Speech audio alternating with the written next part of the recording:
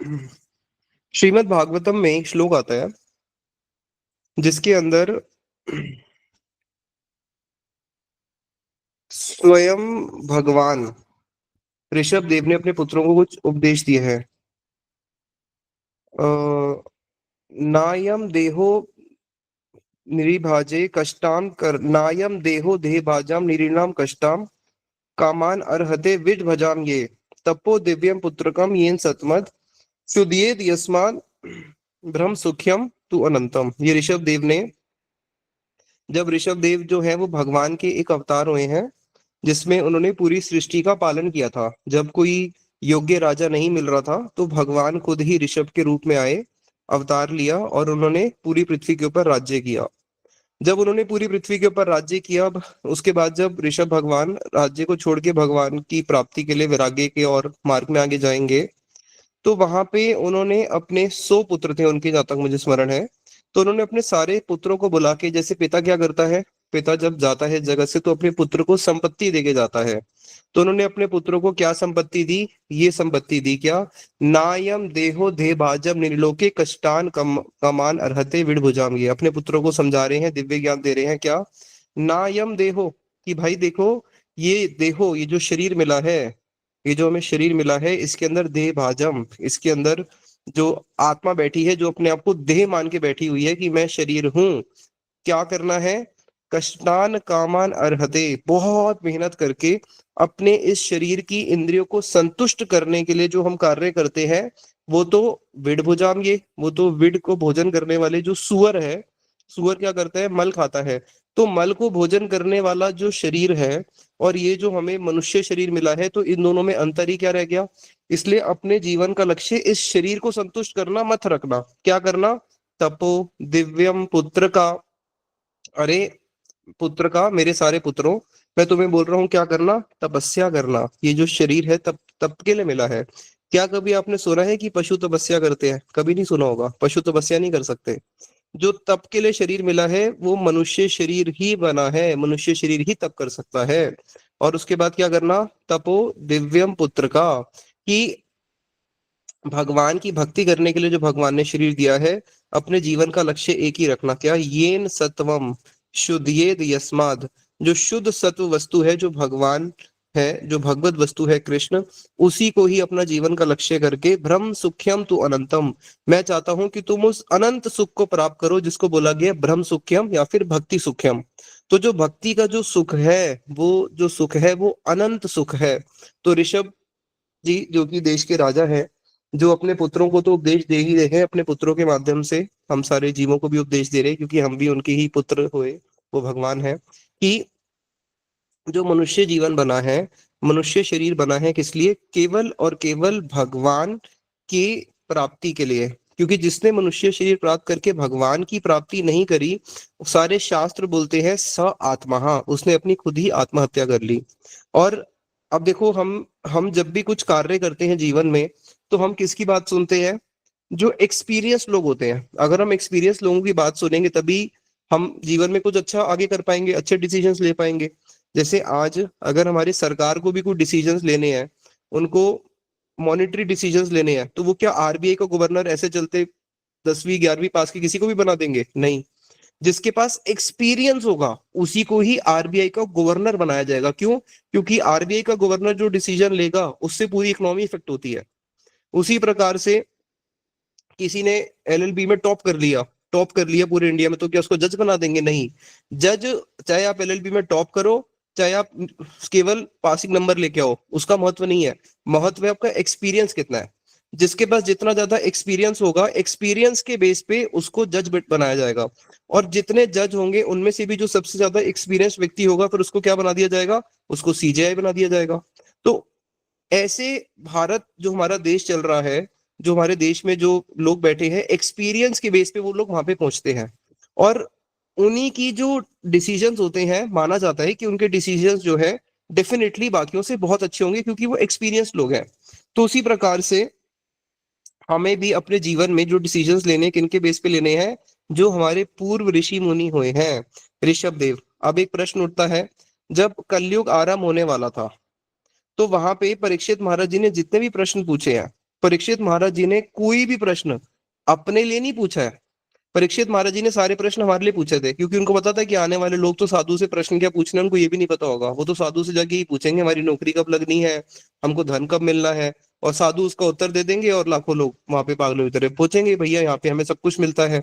लेकिन उन्होंने एक प्रश्न पूछा था कि कलयुगी जीव का परम मंगल का उपाय क्या है, किस प्रकार से कलयुगी जीव जो है वो आनंद को प्राप्त कर सकता है। मुन्ने साधु पृष्ठो अहम भवत बिर लोक मंगलम यत कृत कृष्ण संप्रश्नो ये नात्मा सुप्रसिद्धति। इस प्रश्न को सुन के बड़े आनंदित हुए सुखदेव गोस्वामी, और बोलते हैं कि आपने जो मेरे से प्रश्न पूछा है, इस प्रश्न के उत्तर से तो आने वाले जितनी भी जीव हैं उन सबका मंगल होगा ही होगा। भागवतम में बताया गया है कि हम जितनी भी जीवात्माएं हैं, हम सारी जीवात्माओं का एक ही धर्म है, और वो क्या है, स वै पुंसाम परो धर्मो यतो भक्तिर अधोक्षजे। कि हम जितनी भी जीवात्माएं हैं हम सबका एक ही परम धर्म है, और वो क्या है, यतो भक्तिर अधोक्षजे, अधोक्षज भगवान की भक्ति करना, भगवान कृष्ण की भक्ति करना। क्योंकि ययात्मा सुप्रसिद्ध थी, तभी जाके जीव जो है वो आनंदित हो सकता है।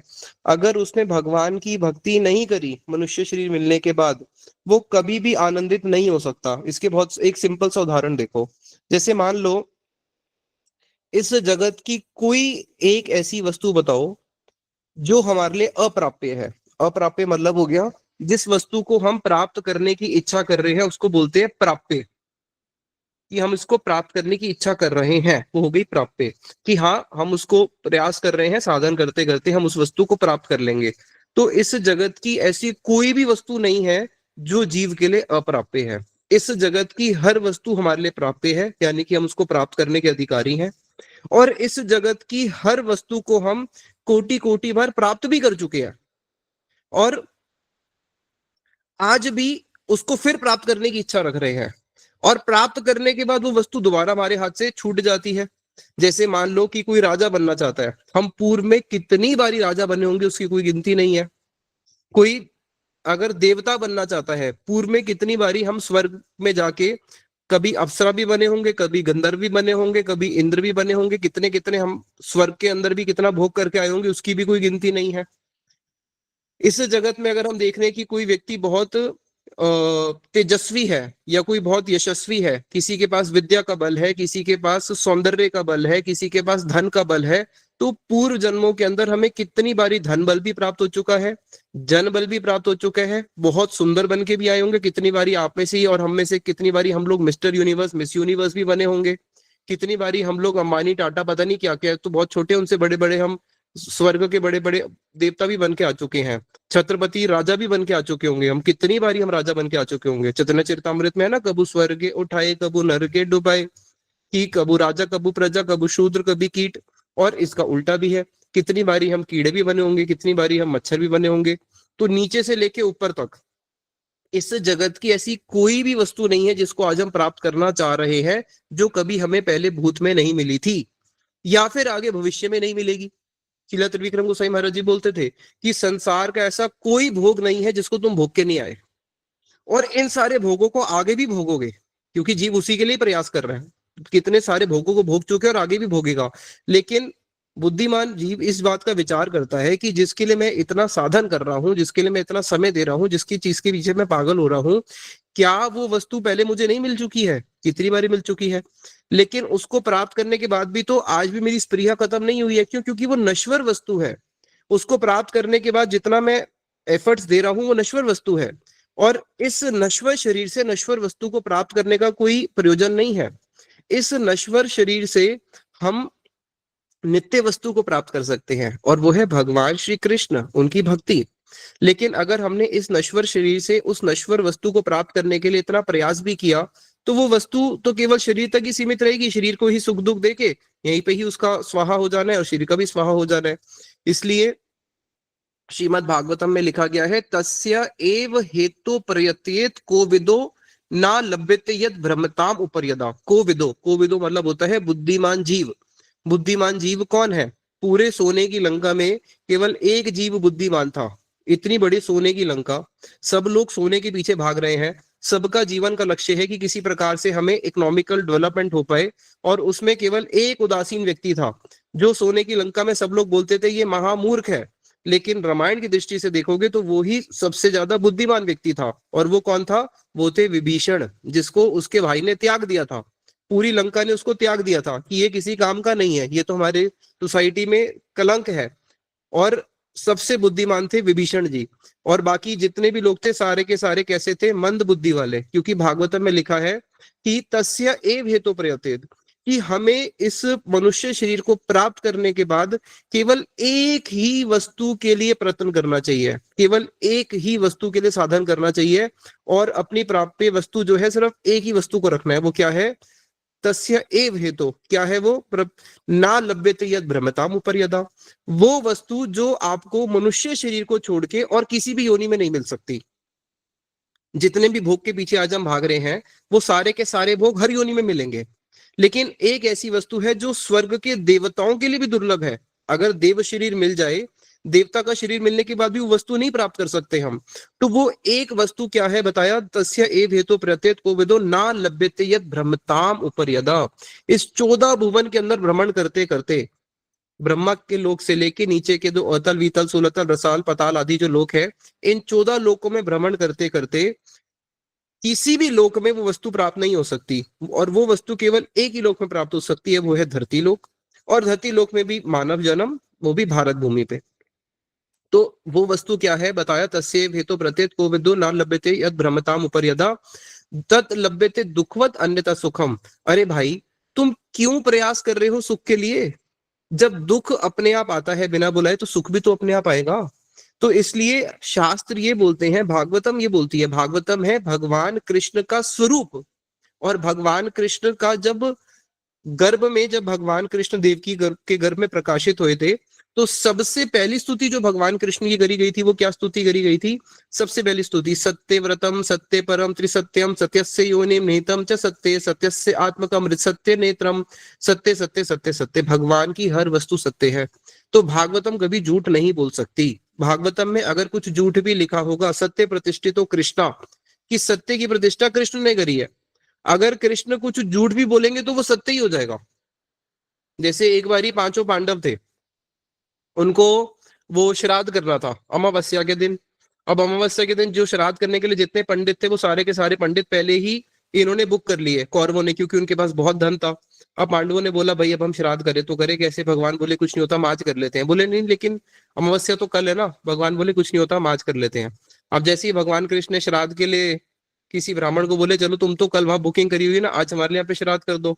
जैसे ही वो श्राद्ध करने के लिए आए, और एकदम जैसे भगवान कृष्ण आए, तो भगवान कृष्ण को देख के सारे देवता प्रणाम करते हैं। वहीं सूर्य देव भी प्रणाम करने आ गए, पीछे से चंद्रमा देव भी प्रणाम करने आ गए, दोनों एक लाइन में खड़े हो गए, हो गई अमावस्या। तो भैया भगवान कृष्ण अगर कभी झूठ भी बोलेंगे, उनके मुख से कभी झूठ निकल ही नहीं सकता, वो भी सच हो जाएगा।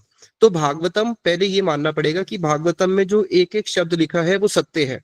जिसने इस बात को मान लिया कि भागवतम में जो एक एक वाणी लिखी है वो सत्य है, तब जाके उसको अनुताप होगा कि हाय, भागवतम में तो ये सत्य वाणी लिखी है और मैं कितना मूर्ख हूं, मैं इसकी विपरीत दिशा में जा रहा हूं। भागवतम में तो स्पष्ट लिखा है कि सारे जीवों का एक ही धर्म है, वो क्या है? कृष्ण की भक्ति करना। और जब तक कृष्ण की भक्ति नहीं करोगे, प्रसन्न हो ही नहीं सकते। तो भैया मैं इस जगत की किसी भी कार्य को अगर मैं कर लूं, इस जगत का सारा कार्य, फिर वही भागवतम बोलती है कर्माणि अरबमाणा नाम दुख हत्याई सुखाय च, कि जो भी तुम कर्म करते हो इस जगत में, केवल दो हेतु के लिए करते हो। अगर कोई व्यक्ति शादी भी कर रहा है, या वो शादी छोड़ के डाइवोर्स भी ले रहा है, कोई व्यक्ति नौकरी कर रहा है या नौकरी छोड़ रहा है, इस जगत के जितने भी कार्य हैं, चाहे कोई विदेश जा रहा है या विदेश से भारत आ रहा है, इस जगत के जितने भी कार्य हैं, हर कार्य के पीछे केवल दो हेतु है। दो हेतु कौन से है? पहला क्या है? कर सुख हत्या, कर्माणी आरम हमारा नाम दुख हत्याई सुखाय चा, कि मेरे दुख दूर हो जाए और मुझे सुख मिल जाए। कोई भी है जो हम कर्म करते हैं इसलिए तो करते हैं अपने जीवन में, देखो कि हाँ भाई मैं अगर यहाँ पे नौकरी करूंगा तो क्या होगा? मेरे दुख दूर हो जाएंगे और मुझे जीवन में सुख आएगा। मैं शादी करूंगा तो क्या होगा? मेरे दुख दूर हो जाएंगे, जीवन में सुख आएगा। बच्चे करूंगा तो जीवन में दुख हो जाएंगे और मेरे जीवन में खुशहाली आ जाएगी, मेरा अपना परिवार बन जाएगा। हमारे सारे के सारे कार्य के पीछे ये दो हेतु होते हैं। लेकिन पश्चेत पाक विपर्यासम, भागवत कहती है, लेकिन इसका जो रिजल्ट है वो उल्टा हो जाता है। जैसे ही हम लोग इस जगत में सुख की चेष्टा करने जाएंगे, माया देवी उसका उल्टा रिजल्ट देगी। क्या देगी? आपके दुखों को बढ़ा देगी और जो सुख था वो भी जीवन से खत्म कर देगी। क्यों उल्टा परिणाम क्यों देगी? उल्टा परिणाम इसलिए देगी क्योंकि हम लोगों को माया देवी बनाई ही गई है दंड देने के लिए। हमारा स्वरूप धर्म है भगवान की सेवा करना, और हम भगवान की सेवा छोड़ के इस नश्वर देह की सेवा में लग जाते हैं, अपने आप को देह मान के बैठे हुए हैं। तो जब हम अपने आप को देह मान के इस देह की सेवा में लग जाते हैं तो माया देवी क्या करती है? दंड देती है। तो माया देवी का कार्य ही है। तो जिसने भी इस संसार में आप देखना, जिन्होंने भी अपने सुख का प्रयास किया है उनको बाद में दुख ही मिला है। तो इन शॉर्ट श्रील भक्ति विनोद ठाकुर जी बोलते हैं, इस जगत में सुख का प्रयास करना, इस जगत में सुख का प्रयास करना क्या है? दुख के बीजों को डालना। कि अगर जैसे मानो कोई व्यक्ति को बहुत शौक है नॉनवेज खाने का, भोग करने जाता है, अब वो किसी को मार के मांस मच्छी आदि खा रहा है, भोग कर रहा है, अब 2 4 5 मिनट के कुछ क्षणों के सुख के लिए उसने क्या किया? अपने दुख का बीज डाल दिया। कितने चीर काल तक वो नरक के अंदर बैठा रहेगा, वहां से कब निकलेगा ये भी पता नहीं है। कि क्षणिक सुख के लिए कितने बड़े दुख। तो हमारी स्थिति कैसी है, जिसको हमारे आचार्यों ने बताया है कि इस जगत के सुख कैसे हैं। एक सरसों रूपी सुख को सहन करने के लिए, मतलब सरसों रूपी सुख को भोगने के लिए हम लोग पहाड़ रूपी दुख को अपने सर के ऊपर वहन करते हैं। लेकिन भक्ति में क्या है? भक्ति में जो है पहाड़ रूपी सुख है, दुख तो है ही नहीं, पहाड़ रूपी सुख है। लेकिन वो जो सरसों रूपी सुख को हम भोग रहे थे उसको जो हमें छोड़ना है, समझ रहे हो, जो हमें सरसों रूपी सुख को छोड़ना है वो हम छोड़ नहीं पाते हैं, जिसको बोला गया वैराग्य। तो भक्ति के अंदर क्या है? पहाड़ रूपी सुख है, और पहाड़ रूपी सुख के लिए विपरीत में क्या है? केवल सरसों रूपी एक दुख। वो दुख भी नहीं है, वो दुख भी क्या है? जो इसको हम सुख मान के बैठे हैं उसको हम त्यागने के लिए जब हमें दुख होता है। लेकिन इसको समझना पड़ेगा कि मनुष्य जीवन जो भगवान ने दिया है, इसको सारे शास्त्र बोलते हैं सुदुर्लभा। सुदुर्लभा का दो अर्थ, सुदुर्लभा या सुर दुर्लभा। सुर के लिए भी जो दुर्लभ है, जो देवताओं के लिए भी दुर्लभ है, ऐसा मनुष्य शरीर हमें आज प्राप्त हुआ है। और कैसा है? सुदुर्लभ, बहुत बहुत योनियों के बाद जाके मिला है। तो ये भगवान ने हमारे ऊपर बहुत बड़ी अहेतु की कृपा करी है कि अब हम इस मनुष्य जीवन से भगवान श्री कृष्ण की भक्ति करके अपने सारे दुखों को हमेशा के लिए पूर्ण विराम कर सकते हैं। जिसको भक्ति विनोद ठाकुर जी अपने कीर्तन में बोलते हैं ना, दुर्लभ मानव जन्म लबिया संसारे, कृष्ण ना भजीनु दुख काहि बकहारे। अरे भाई, इतना दुर्लभ मानव जन्म मिलने के बाद अगर तूने इस अपॉर्चुनिटी को खो दिया, ये अवसर एक बारी हाथ से चला गया, तो किसके पास जाके रोगे? केवल एक मनुष्य शरीर ऐसा है जो भगवान से प्रार्थना कर सकता है। जैसे मान लो कि आपको बोल पता चले कि यहाँ पे अभी इंडिया और बांग्लादेश में लड़ाई चल रही, ये बांग्लादेश में हिंदुओं का बुरा हाल चल रहा है, और मानो कि हमारे प्रधानमंत्री के हाथ में है कि वो जिसको भी चाहे वो उसको इंडिया की सिटीजनशिप दे सकता है। अब बांग्लादेश से कुछ लोग आए इंडिया में रहने के लिए। अब कोई अगर उनको बोले कि ठीक है हम आपको प्रधानमंत्री से मिलवा देते हैं, अगर आप उनसे मिल लोगे तो वो आपको साथ साथ में उसी समय पत्र लिख के दे देंगे, क्योंकि वो हिंदुओं के प्रति बहुत फेवरेट है। अब व्यक्ति क्या प्रयास करेगा? भाई किसी प्रकार से आप मुझे मिलवा दो, किसी प्रकार से मिलवा दो। क्यों? मेरे को वापस वहां नहीं जाना, वहां पे तो हम हिंदू को काट देते हैं, हमें मुझे भारत में ही रहना है। अब उसको भारत में रहने के लिए क्या चाहिए? उसको रहने के लिए अपने एक प्रणाम पत्र, ये परमानेंट वो चाहिए, और वो कौन दे सकता है? वो मान लो कि वो हमारे जो प्रधानमंत्री है वो दे सकते हैं। तो किसी प्रकार से अगर प्रधानमंत्री के पास जाएगा तो वो उसको दे देंगे। अब वो क्या प्रयास करेगा? भाई किसी प्रकार से मैं इनके पास चले जाऊं। उसी प्रकार से भक्ति विनोद ठाकुर जी बोल रहे हैं कि केवल एक ऐसा योनि है, वो है मानव योनि, जिसके अंदर हम भगवान से प्रार्थना कर सकते हैं। और इस जगत में तो आप किसी से प्रार्थना करो तो हो सकता है कि वो आपकी प्रार्थना सुने, और हो सकता है ना भी सुने। आपका पूर्व इतिहास देख के अरे इसका तो पूर्व इतिहास बड़ा खराब है, इसको नहीं देंगे हम, इसको तो वहां पे बांग्लादेश में बहुत सारे मर्डर करके आया हुआ है, इसको भारत में अगर रख दिया, अभी पता नहीं यहाँ पे क्या करेगा, तो क्रिमिनल है। लेकिन भगवान कैसे हैं?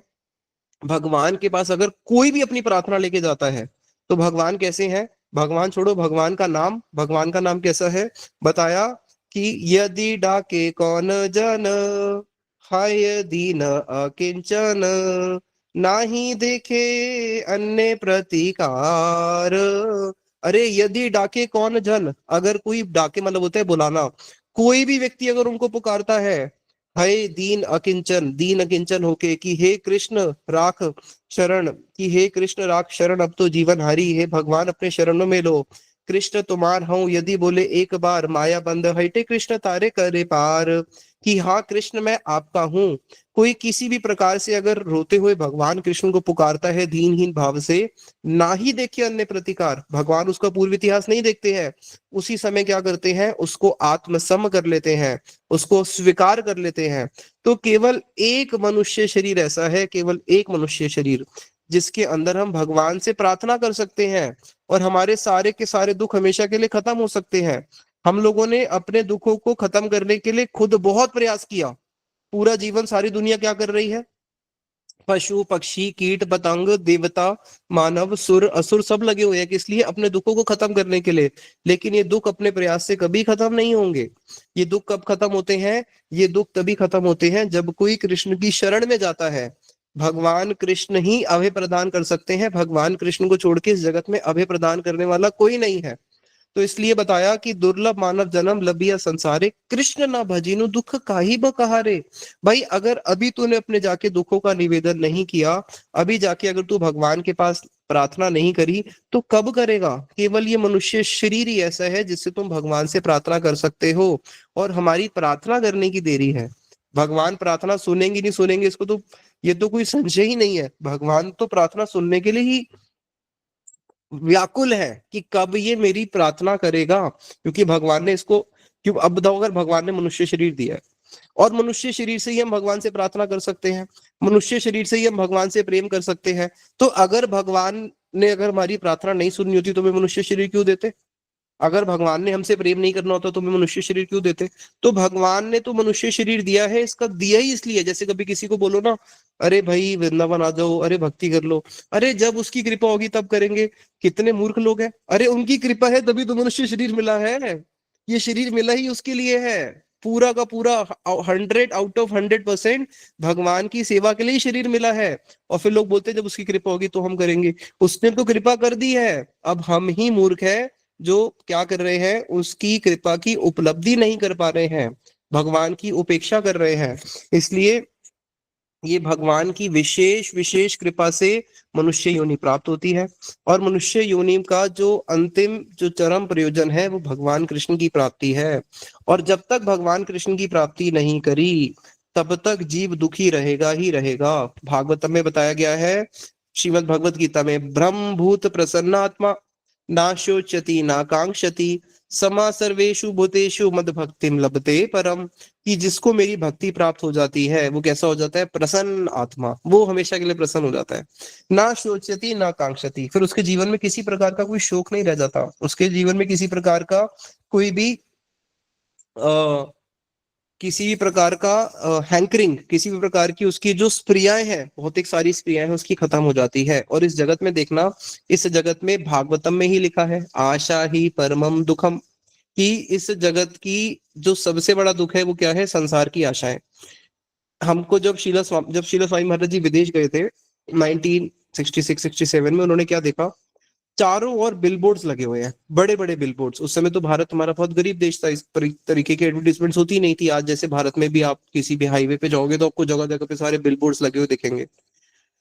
तो वहां पे जब शिला स्वामी महाराज जी के उन्होंने देखा सारी कंपनीज वहां पे बड़ी बड़ी एडवर्टीजमेंट कर रही है, तो शिला स्वामी महाराज जी बोले कि यहाँ पे जितनी भी कंपनीज अपनी एडवर्टीजमेंट कर रही है, हैंडसम बन जाओ, हमारा परफ्यूम यूज करो, हमारी घड़ी यूज करो, हमारे कपड़े यूज करो, हमारे अपार्टमेंट्स खरीदो, दुनिया भर की जितनी भी एडवर्टीजमेंट है, तो कोई भी इस जगत में आपको एक भी ऐसी लाखों एडवर्टीजमेंट मिलेगी हर गली में कि हाँ इसको आप इस्तेमाल करो, लेकिन पूरा विश्व ढूंढने के बाद भी एक जीव ऐसा नहीं मिलेगा जो ये बोले कि हाँ इस वस्तु को इस्तेमाल करके मैं संतुष्ट हो गया। तो इस जगत की कोई भी ऐसी वस्तु नहीं है, ना थी और ना कभी होगी, जो जीव को संतुष्ट कर सके। इसका प्रत्यक्ष उदाहरण है, प्रत्यक्ष उदाहरण, जिसके पास आज भारत में बहुत पैसा है, अपने जीवन में आसपास किसी को भी देख लो, जिसका नाम सुनोगे उसको छोड़ो, जो अपने जीवन में आसपास में दिखते हैं उनको देख लो, जिनके पास बहुत पैसा है, देखो आज भी वो लोग क्या कर रहे हैं, इतना पैसा होने के बाद भी उसी पैसे के लिए और साधन कर रहे हैं कि हमें और चाहिए, जिसके पास उस ज्यादा है वो और के लिए साधन कर रहा है। तो इस जगत में आज तक कोई भी ऐसा जीव कभी नहीं हुआ जो इस जगत की भौतिक वस्तु से कभी संतुष्ट हो सके, क्योंकि इस जगत को जो भगवान ने बनाया है, ये जगत कैसा है, धरती जल अग्नि वायु आकाश, इस पंच तत्व से बना है। जो हमारे घर में सोना पड़ा होगा लॉकर के अंदर, वो भी पंच तत्व से बना है। जो लोहा बना होगा या जो घर के बाहर रबड़ की चप्पल बनी है, वो भी पंचतत्व से बनी है। तो चाहे वो तरोजी हमारी तिजोरी के अंदर पड़ा हुआ सोना हो या बाहर पड़ी हुई रबड़ की चप्पल हो, दोनों ही पंचतत्व से बनी है। धरती जल अग्नि वायु का छठा कुछ तत्व ही नहीं है। और ये जो मनुष्य शरीर है, ये भी किससे बना है, धरती जल अग्नि वायु का इसी पंचतत्व से बना है। लेकिन आत्मा जो है, भगवत गीता में भगवान कृष्ण क्या बोलते हैं, आत्मा के लिए भगवान ने क्या बोला, सिंपल सा श्लोक बोला, नैनम चिंदंती शस्त्राणी, इसको कोई शस्त्र काट नहीं सकते। शस्त्र किसको काटते हैं, जिसके अंदर कुछ सब्सटेंस होता है, पृथ्वी होती है। शस्त्र जो है अग्नि को नहीं काटते, शस्त्र वायु को नहीं काटते, शस्त्र जल को भी नहीं काटते, पृथ्वी को काटते हैं। नैनम चंदंती शस्त्राणी, यानी कि आत्मा के अंदर धरती है ही नहीं। नैनम दहती पावका, उसको जलाया नहीं जा सकता। जलाते किसको, जिसमें अग्नि है उसी को जलाओगे। लकड़ी के अंदर अग्नि है तभी उसको जला सकते हैं। वायु में अग्नि नहीं है, वायु को नहीं जला सकते। तो बताया कि इसको जलाया भी नहीं जा सकता। तो आत्मा जो है, आत्मा के अंदर धरती का भी अंश नहीं है, उसके अंदर अग्नि का भी अंश नहीं है। नैनम दहती पावका, उसको सुखाया नहीं जा सकता, उसके अंदर जल का भी अंश नहीं है, उसके अंदर वायु का भी अंश नहीं है, उसके अंदर आकाश भी नहीं है। तो ये जो पंच तत्व जिससे शरीर बना है, तो एक एटम का एक सिंपल सा साइंटिफिक फॉर्मूला है, एटम अट्रैक्ट्स एटम। एक अणु दूसरे अणु की ओर आकृष्ट होता है, परमाणु अणु करते करते ये पूरा दुनिया बनी है। तो एटम का नेचर है कि वो अट्रैक्ट करता है। तो उसी प्रकार से हमारा जो शरीर है वो पंच भौतिक वस्तु का बना है। ये पूरी की पूरी जो सृष्टि के आसपास आपको जितनी वस्तु दिख रही है, वो सारी की सारी किसकी है, वही पंच पंच भौतिक है, पंच तत्व की बनी है। तो एटम अट्रैक्ट्स एटम।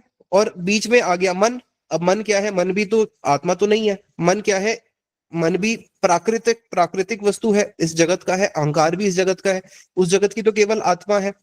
तो ये सारी की सारी चीजें क्या करती है, हमें एटम अट्रैक्ट्स एटम, यानी कि संसार की ओर आकर्षण क्रिएट करती है।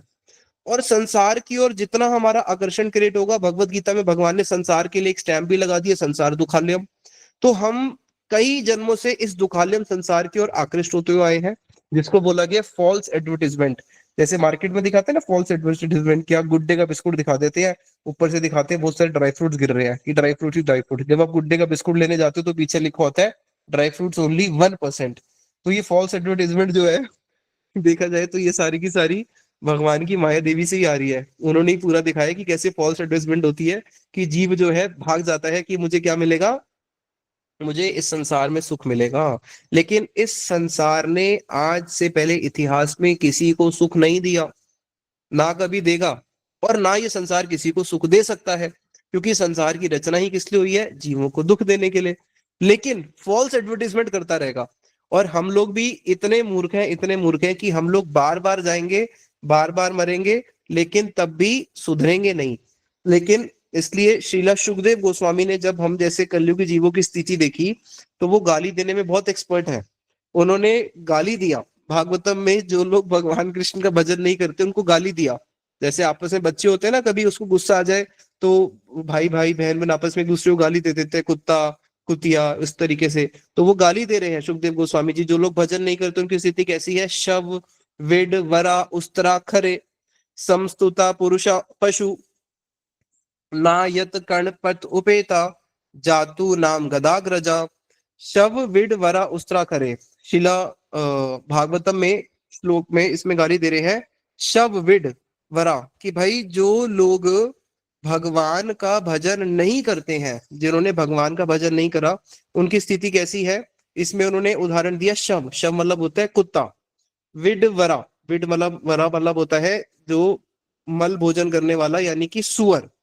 उस्तरा खरे, उस्तरा किसको बोलते हैं, ऊंट को, और खरे बोलते हैं गधे को। तो बोलते ना रे इसकी बुद्धि कैसी, गधा है। तो यहाँ पे वो गाली दे रहे हैं समस्तुता पुरुषा पशु, और गाली भी कैसे दे रहे हैं, इनडायरेक्टली गाली दे रहे हैं। क्या, जैसे किसी को बोलते ना रे तू तो राजा है भाई, किस में राजा है, अंधों में काड़ा राजा है। तो उसी प्रकार से गाली क्या दे रहे हैं कि देखो भाई, ये सारे पशु भी उस जीव की स्तुति गान करते हैं। क्या, कुत्ता, सुअर, गधा और ऊंट आदि, ये सारे पशु मिलके भी उस जीव की स्तुति गान करते हैं जो भगवान का भजन नहीं करता है।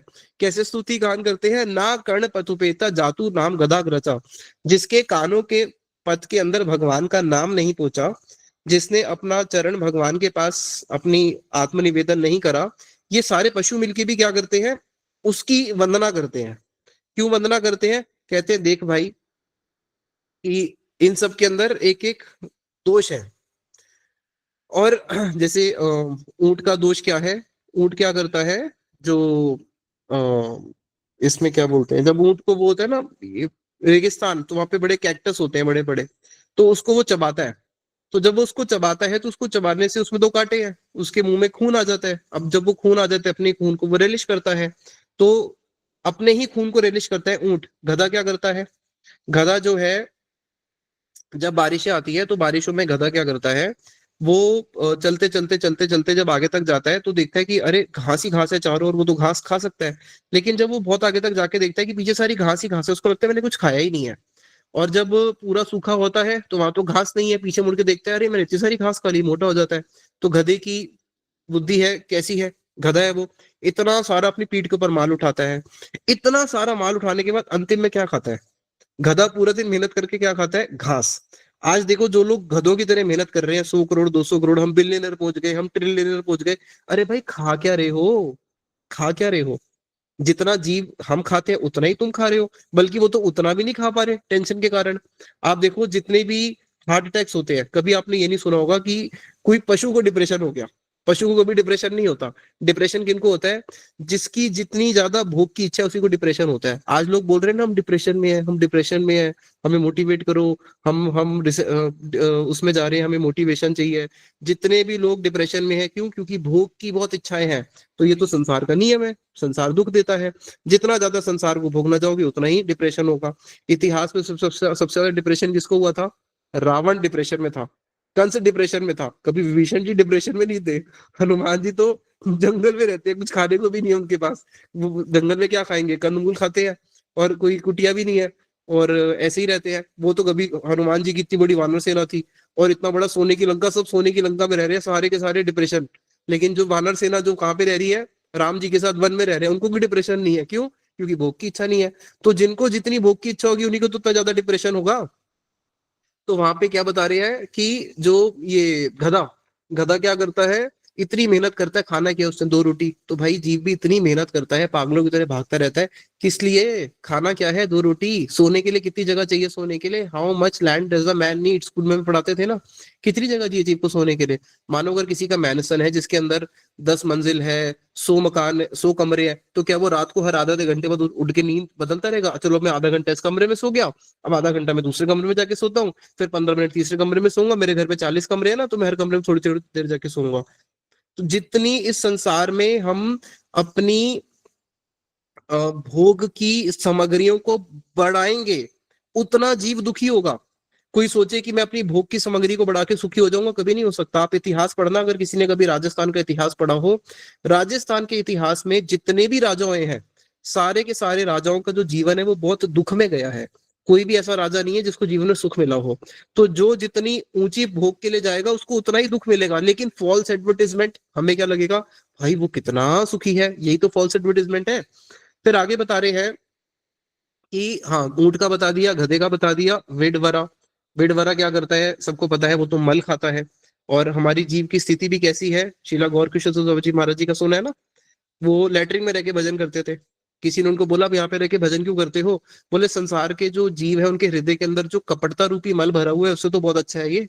तो जो कपटता रूपी जो मल हम लेके चल रहे हैं, पशु में भी इतनी कपटता नहीं होती जितनी मनुष्य के अंदर कपटता होती है ना। तो भैया वो तो मल खाने वाला, और साथ में कुत्ता। कुत्ता क्या करता है? उसको हड्डी दे दो, अब वो हड्डी को चाटता रहेगा। हड्डी में कोई रस है क्या? हड्डी में कोई रस थोड़ी ना है, हड्डी में तो हड्डी है। उसी को बस चाटता रहेगा, उसमें खून आ जाएगा, खत्म कहानी। और उसको हड्डी चाटने में बड़ा आनंद आ रहा है। तो वही हमारे जीव की स्थिति है कैसी, जिसको शिला इन्होंने बताया है, प्रहलाद महाराज जी ने, चर्वित चरवणा नाम। कि हम क्या कर रहे हैं? चर्वित चरवणा नाम, जिसको ऑलरेडी चर्वित कर चुके हैं। जैसे गन्ने का जूस निकल गया, अब जूस निकलने के बाद भूसा बचा, उसी को चबाते रहो चबाते रहो चबाते रहो, उसमें रस नहीं निकलेगा। तो ये संसार भी ऐसा है कि उसमें रस निकलने वाला नहीं है, लेकिन आशा है। इस जगत में सिर्फ रस क्या है ये भी समझ लो। इस जगत को जो भौतिक रस है वो केवल आशा है कि हाँ, इसको चबाऊंगा तो आज रस मिल जाएगा, नहीं तो कल मिल जाएगा। कोई करोड़पति बन गया, हाँ अब मैं अरबपति बन जाऊंगा तो रस मिल जाएगा। अरबपति बन गया तो खरबपति बनूंगा तो रस मिल जाएगा। शादी नहीं हुई, शादी होगी तो रस मिल जाएगा। शादी हो गई, बच्चे नहीं हुए, बच्चे होंगे तो रस मिल जाएगा। हाँ, बच्चे बड़े होकर जीवन में कुछ कर लेंगे तो रस मिल जाएगा। केवल आशा है रस की। क्यों? क्योंकि जीव है सच्चिदानंद। तो जीव सच्चिदानंद होने के कारण क्या है, वो हमेशा आनंद की आशा करता है। लेकिन उसने आनंद की आशा गलत जगह पे लगाई हुई है। इसी आनंद की आशा को अगर वो सही जगह पे लगा ले, क्या, तुम्ही कृष्णदास कर ले एई विश्वास, तार आर दुख नाई। बहुत सिंपल फॉर्मूला है। हम कृष्ण के दास हैं ये विश्वास करना है, उसी दिन सारे दुख खत्म हो जाएंगे। जीव के सारे दुख एक क्षण में खत्म हो सकते हैं, केवल एक क्षण में, एक क्षण में नहीं, अ फ्रैक्शन ऑफ सेकेंड। जिस दिन हम ये मान ले कि मैं कृष्ण का दास हूं। लेकिन इस बात को मानने के लिए ही तो इतना बड़ा संसार है, इतने बड़े दुख हैं। 84 लाख योनि में जा जाके मार खा खा के भी हम लोग बोलते हैं कि नहीं, मैं दास कैसे बन जाऊं, मैं तो माया का पति हूं, मैं तो माया को भोगूंगा। तो यही हमारे जीव का सबसे बड़ा मूल दुख है। और लेकिन जब हम वैष्णव का संग करते हैं, वैष्णव का संग करते करते कभी हमारे हृदय के अंदर अगर ये भाव जाग जाए, जिसको हमारे कीर्तने बताते हैं, अः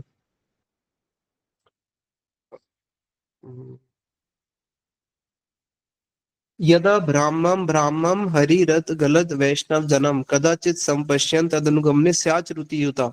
कि इस संसार में भ्रमण करते करते करते करते करते अगर कभी किसी जीव को उसका सौभाग्य उदय हुआ, उसको वैष्णवों का संग प्राप्त हो जाए और उसके हृदय में ये बात बैठ जाए कि मैं कृष्ण का दास हूँ, और कृष्ण को आनंद विधान करना, कृष्ण का प्रीति विधान करना, कृष्ण की भक्ति करना ही मेरा जीवन का एकमात्र लक्ष्य है। चाहे वो भी भक्ति नहीं भी कर रहा, लेकिन उसने अपने जीवन का लक्ष्य सेट कर लिया कि हाँ, मुझे कृष्ण भक्ति ही करनी है। तो क्या होगा, उसी समय उसके संसार के सारे दुख खत्म होने शुरू हो जाते हैं और वो भगवान की ओर अग्रसर होना शुरू होता है।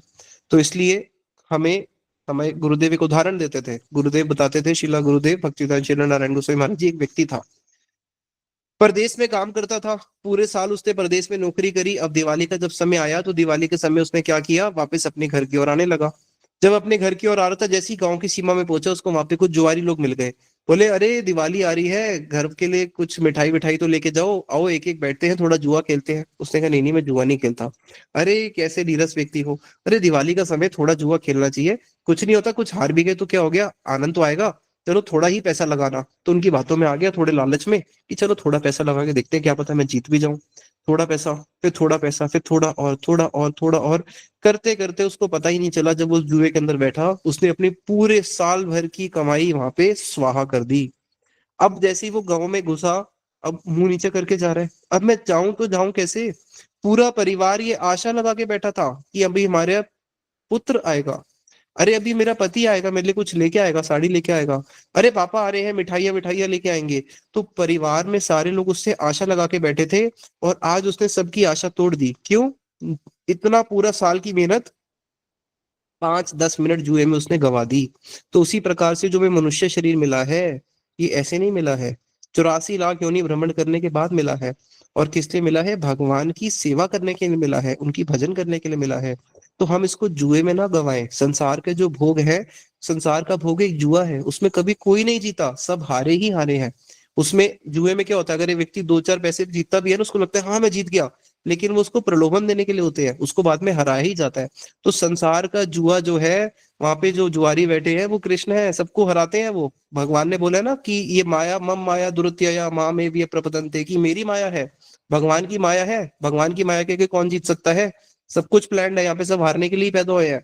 इसलिए इस जगत के अंदर कृष्ण वन है, बाकी सब जीरो है। इस जगत में किसी को कुछ प्राप्त हो या कुछ प्राप्त ना हो, सब कुछ जीरो ही है। आए थे जीरो, जाएंगे जीरो इस जगत से। लेकिन एक वस्तु है जिसके लिए जीव को दिन रात प्रयास करना चाहिए, और वो है कि किस प्रकार से मैं कृष्ण भक्ति में अग्रसर हो सकता हूँ। और कृष्ण भक्ति में अग्रसर होने के लिए हमें एफर्ट्स देने पड़ेंगे। स्कूल में भी देखो, अगर हम पढ़ाई करते हैं, एफर्ट्स दिए जाते हैं। स्कूल में सब बच्चे जाते हैं, एक्सेल कौन करता है? जो एफर्ट्स देता है। तो इसलिए आप लोग भी अपने भक्ति में एफर्ट्स को और बढ़ाओ, जिसको हमारे शिला भक्ति सिद्धांत सरस्वती ठाकुर प्रभुपाद जी बोलते हैं, कृष्ण भक्ति पावे धीरे धीरे। स्टार्टिंग है कि जो उत्साह पूर्वक कृष्ण भक्ति करता है, भजन तो हम कर रहे हैं लेकिन हमारे भजन में उत्साह नहीं है, लेकिन जब इस भजन में उत्साह ऐड हो जाएगा तो फिर क्या होगा, हमें बहुत जल्दी कृष्ण भक्ति की प्राप्ति होती है। और वो उत्साह कैसे ऐड होता है? बार बार वैष्णवों के पास जाना, बार बार धाम में जाना, उनसे हरि कथा सुनना। आजकल तो सब कुछ ऑनलाइन हो गया है, लेकिन नहीं, समय निकालना पड़ेगा, धाम में आना पड़ेगा, वैष्णवों के पास जाना पड़ेगा।